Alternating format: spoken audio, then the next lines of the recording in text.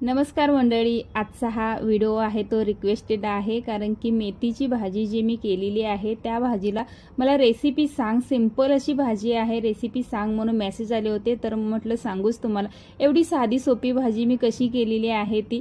तर खूप सारी अशी मेथी घेतले, स्वच्छ धुवून चिरून वगैरे घेतले आणि पाण्यामध्ये, मिठाच्या पाण्यामध्ये थोडा एक 5 मिनिटं ठेवून द्यायची आहे. छान असे चोळून धुवून घेतले आणि मग काय सिंपलशी आपली फोडणी ज्याला त्याला आवडती त्या पद्धतीनं. तर माझ्या पद्धतीनं जर अशी मेथी खाऊन तरी बघा किती पटकन होते आणि किती टेस्टी होते ते.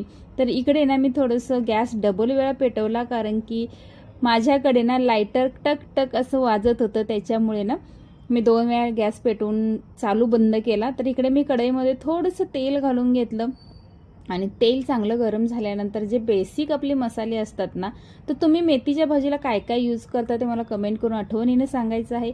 मी तरी इथे ना बारीक ठेचून घेतलेला लसूण घेतलाय, खूप सारा जास्त प्रमाणात घेतलाय, तो चांगलासा परतून घेतला आणि त्याच्यानंतर हिरवीगार बाजारात आलेली मिरची ज्याचा खरडा केलेला आहे मी, आणि तो खरडा एवढा तिखट झालाय की नाही काय सांगू तुम्हाला, एवढी तिखट मिरची होती.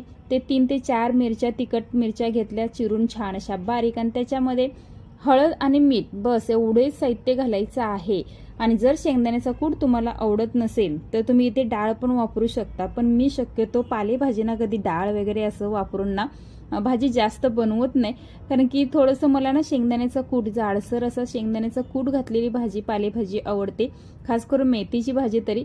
त्याच्यामुळे मी ते ना अर्धी वाटी शेंगदाण्याचा कूट घातला आणि इथे आपली हिरवीगार कोथिंबीर नाही, मेथी जी आहे ती ना छान अशी मी त्याच्यामध्ये घालून घेतली. आणि आता आपल्याला परतवायचं आहे. भाजी ना ही थोडीशी वाफ लागेपर्यंत फुल अशी कढई भरल्यासारखी वाटते, पण जेव्हा वाफ लागते ना तेव्हा एकदम तळायला जाऊन बसते. तर मी इकडे ना भाजी अशी छान अशी परतवून वगैरे घेतली ही अशा पद्धतीनं, आणि 2च मिनटं आपल्याला झाकण ठेवायचं आहे. एकच वाफ दिल्यानंतर भाजी आपली तयार होते.